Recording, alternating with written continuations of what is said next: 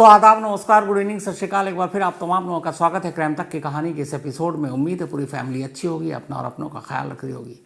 आज की कहानी की शुरुआत करूं उससे पहले अपने पूर्व प्रधानमंत्री ex prime minister doctor Manmohan Singh, उनकी कल दिल्ली में ऑल इंडिया मेडिकल इंस्टीट्यूट में मौत हो गई। तो पूरी क्राइम तक फैमिली की तरफ से भावभीनी श्रद्धांजलि। ऊपर वाला उनकी आत्मा को शांति दे। इत्तफाक है एक कि अटल बिहारी वाजपेयी जी जो हमारे एक्स प्राइम मिनिस्टर थे, उनसे भी मुझे 2 बार मिलने का मौका मिला। और इत्तफाक ये भी है कि डॉक्टर मनमोहन सिंह से भी मुझे 2 बार मिलने का मौका मिला। एक बार जब वो प्राइम मिनिस्टर थे और एक बार जब वो प्राइम मिनिस्टर नहीं थे। सेम वाजपेयी जी के साथ था कि जब वो एक बार प्राइम मिनिस्टर थे और एक बार नहीं थे। और इन दोनों ही शख्सियत से मिलने के बाद ये अंदाज़ा हुआ था कि अक्सर हम लोग नेताओं पॉलिटिशियंस के बारे में बहुत सारी बातें करते हैं, लेकिन हर दौर में कुछ ऐसे लीडर होते हैं जिनसे जब आप मिलते हैं तो फिर नज़रिया बदल जाता है कि हमारे देश में ऐसे भी नेता हैं या हुए हैं। क्या कहा जाए इन 2 लीडर्स के बारे में, लेकिन अच्छे लोगों का जाना हमेशा तकलीफ़ पहुंचाता है। तो यही दुआ है कि ऊपर वाला उनकी आत्मा को शांति दे, परिवार को धैर्य दे, सब्र दे। अब आते हैं आज की कहानी के ऊपर।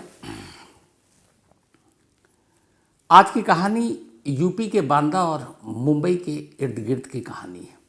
एक ऐसी कहानी जिसमें पुलिस के पास कोई क्लू नहीं होता, कोई सुराग नहीं होता, और पुलिस एक कत्ल की तहकीकात कर रही होती है और उसे पता नहीं था कि आगे चलकर एक दूसरा कत्ल, एक दूसरी लाश, एक दूसरे कत्ल की कहानी उसका इंतज़ार कर रही है। ये कहानी है गोवंडी की, महाराष्ट्र मुंबई के करीब। इसी गोवंडी के इलाके में एक सुनसान जगह पर एक कुआं था और उस कुएं के इर्द गिर्द चूँकि बहुत सन्नाटा था, कोई बस्ती भी नहीं थी, तो लोग अक्सर उसे एक भूतहा कुआं कहते थे कि एक थोड़ा हॉन्टेड टाइप प्लेस है। लेकिन बच्चे तो बच्चे होते हैं, अक्सर जब वो अपने घर से छुप कर खेलने कूदते निकलते तो उसी कुएं के पास पहुंच जाते और कई बार उस कुएं में थोड़ा बहुत पानी होता तो पानी के अंदर नहा लेते, खेल कूद लेते, फिर निकल जाते। इसी बात अक्टूबर 2023 की है। अक्टूबर 2023 में कुछ बच्चे उसी कुएं में खेलने के लिए पहुंचे। कुएं के करीब गए तो कुछ बच्चों ने कहा कि चलो उतर जाते हैं, पानी कम था। और अक्सर उस ज़माने से, अरसे से वो वीरान जगह है और इसीलिए उसका नाम भी भूतहा पड़ा हुआ है। तो दिन में लेकिन लोग चले जाते हैं, शाम को जाते नहीं। तो अक्टूबर 2023 के एक रोज़ की बात है, कुछ बच्चे उस कुएं में उतर गए और पानी में खेलने लगे। तभी अचानक एक बच्चे का पैर उस कुएं के अंदर किसी चीज़ से टकराया। पानी चूँकि बहुत ज़्यादा था नहीं, तो बच्चे को कुछ अजीब लगा। उसने अंदर हाथ डाला, जिस चीज़ से उसका पैर टकराया उसे पकड़ा, छुआ, और जब उसे उसने बाहर खींचा तो वो एक इंसान का हाथ था। बच्चे की चीख निकल गई, बदहवास, एक वैसे ही कि कुआं भूतहा है, हॉन्टेड है। अब सारे बच्चे जो अभी तक खेल रहे थे, हंस रहे थे, बेतहाशा कुएं से बाहर निकलते हैं और दौड़ पड़ते हैं और चीख रहे हैं, क्योंकि उनको अभी तक ये समझ में नहीं आ रहा है कि ये अंदर जो हाथ है ये लाश है या कत्ल का मामला है। वो यही समझ रहे हैं ये कुछ भूत वूत का मामला है। वो बदहवास भागते हैं, फिर पहुंचते हैं अपनी बस्ती में।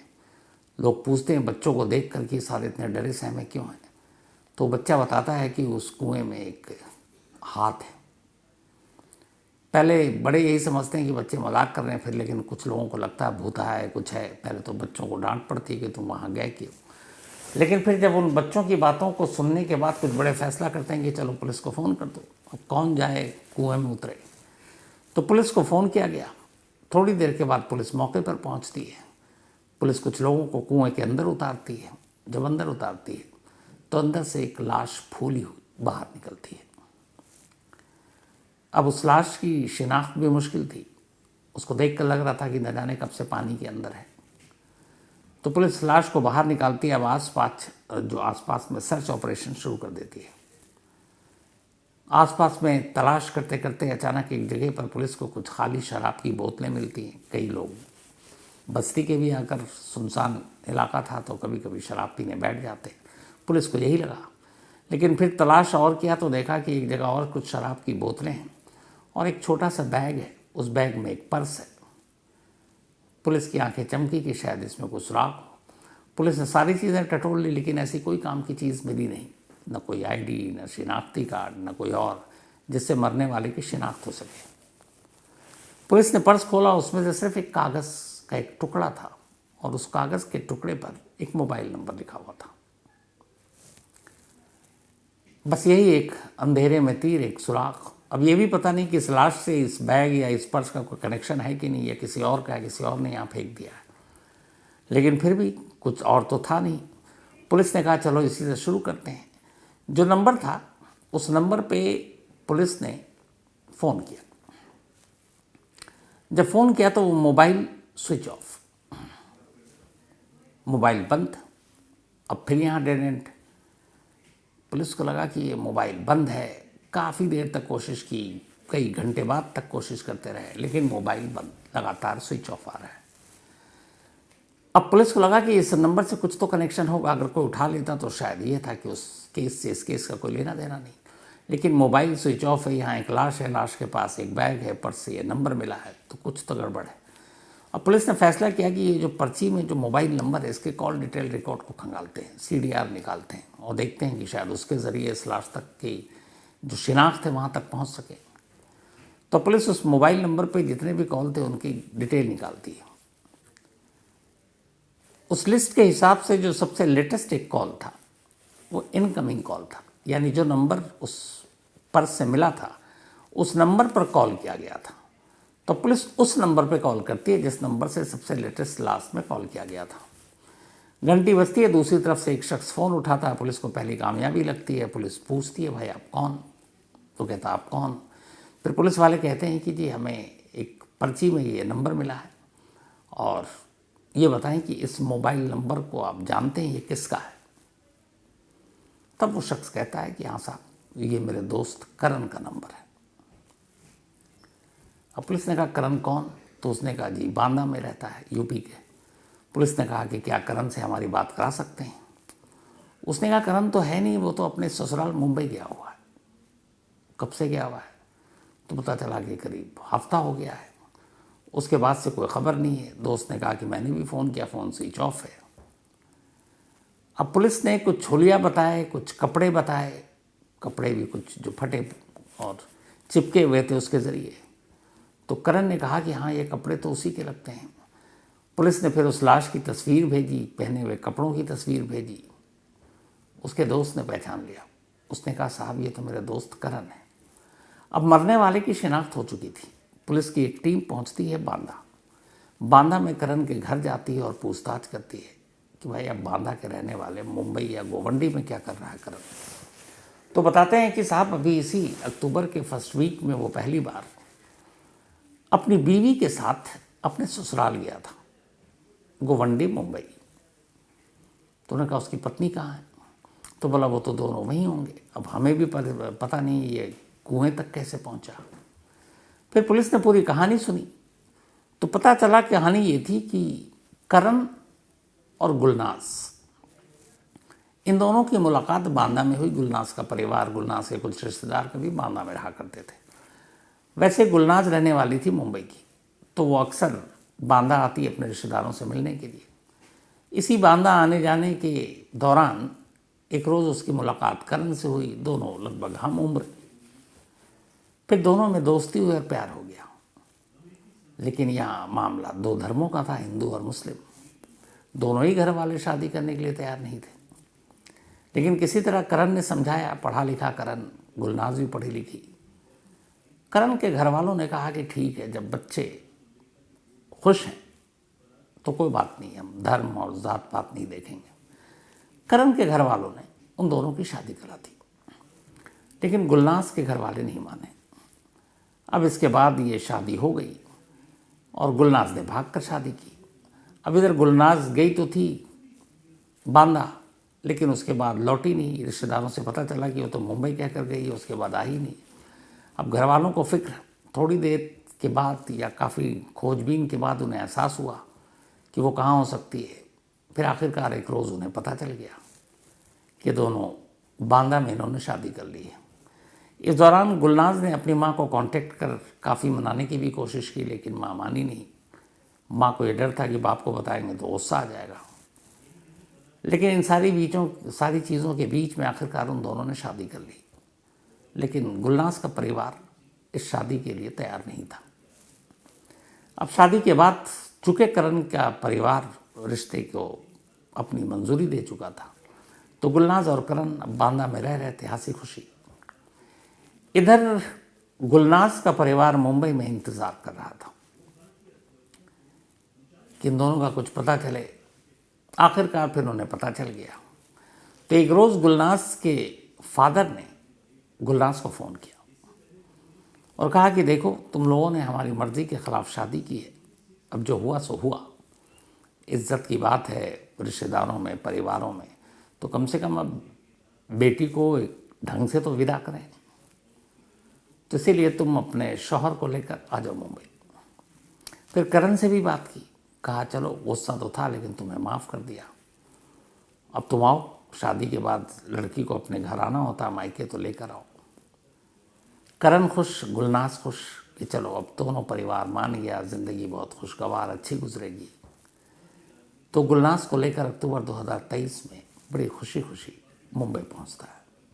इसके बाद वो अपने ससुराल पहुंचता है।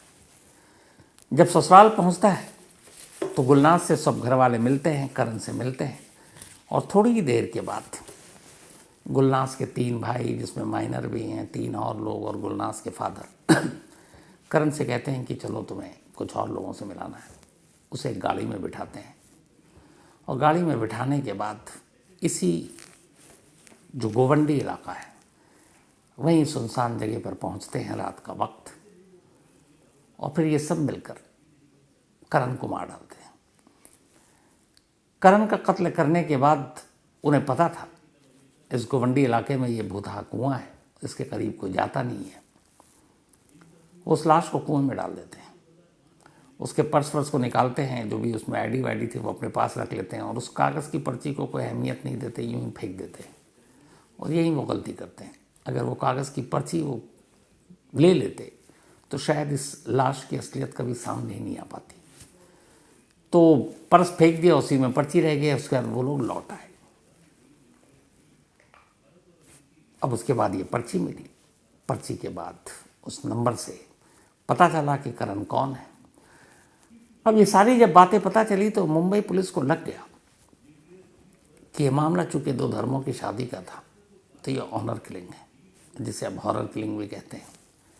अब मुंबई पुलिस को एक और डर सताया कि अगर करण को मार दिया गया है तो शायद गुलनाज भी जिंदा नहीं होगी। फ़ौरन पुलिस की टीम अब पहुंचती है गुलनाज के घर। घर वालों से पूछताछ होती है।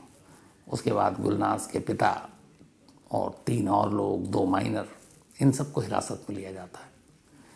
अब इन सब से पूछताछ होती है। जब पूछताछ होती है तो मुंबई पुलिस का शक सही था। जिस रात करण को मारा गया और फिर इसी गोवंडी इलाके के भूतहा कुएं में उसकी लाश फेंकी गई, ये सभी लोग उसके बाद घर लौटते हैं। घर लौटने के बाद अब गुलनाज चूँकि पहली बार ससुराल आई, कुछ घंटे भी नहीं हुए, और देख रही है कि उसका पति सब साथ लेकर गए, लौटे नहीं अभी तक। तो पूछती है कि कहाँ है करण। तो कहते हैं कि किसी के साथ है, चलो तुमको भी वहीं पे मिलाते हैं। खुशी खुशी गुलनाज भी गाड़ी में बैठ जाती है। फिर वही बाप, वही भाई। गाड़ी में बैठने के बाद रास्ते में ही ये लोग मिलकर गुलनाज का भी गला घोंट देते हैं। गला घोंटने के बाद इस बार गाड़ी गोवंदी की जगह नवी मुंबई की तरफ थी, और नवी मुंबई में ले जाकर एक सुनसान जगह पर उस लाश को फेंक देते हैं। पूरा परिवार रात को लौटता है और फिर अपना बदला एक तरह से पूरा मान लेता है कि बेटी ने मर्जी के खिलाफ शादी की तो उसका अंजाम यही होना चाहिए। और इस तरीके से करण और गुलनाज दोनों जो खुशी खुशी आए थे कि शायद उनका परिवार अब एक्सेप्ट कर लेगा, मान लिया है, उन्हें पता नहीं था, ज़रा सा भी अंदाज़ा नहीं था इस खतरे का, और दोनों अपनी जान गंवा देते हैं।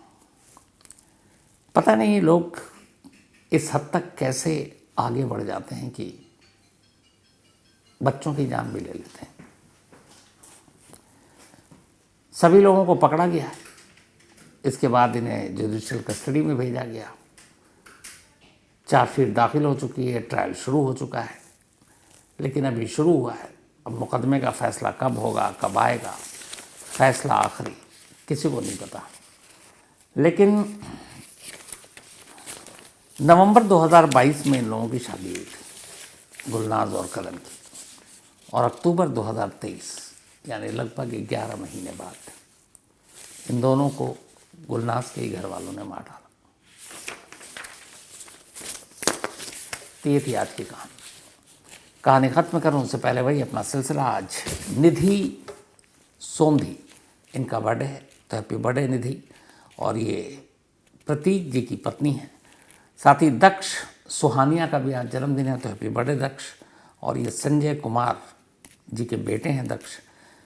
साथ ही आज अश्मानिका, इनका भी बर्थडे है, तो हैप्पी बर्थडे अश्मानिका। और ये भेजा ललित ने है। इसके अलावा दानिश अली, इनका भी आज बर्थडे, तो हैप्पी बर्थडे दानिश। और ये भेजा है इरफान ने।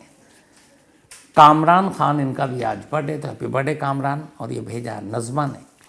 इसके अलावा अनिल पुरोहित, इनका भी आज बर्थडे है, तो हैप्पी बर्थडे अनिल जी। साथ ही आज रीता एंड शॉन मेंडोजा, इन दोनों की एनिवर्सरी है, तो happy anniversary Rita and Mendoza. आप लोग हमेशा अच्छे रहें, खुश रहें, यही दुआ है। तो कहानी में आज इतना ही। अब आपसे मुलाकात होगी कल रात 9 बजे किसी नई कहानी के साथ। तब तक अपना और अपनों का ख्याल रखिएगा। Thank you very much.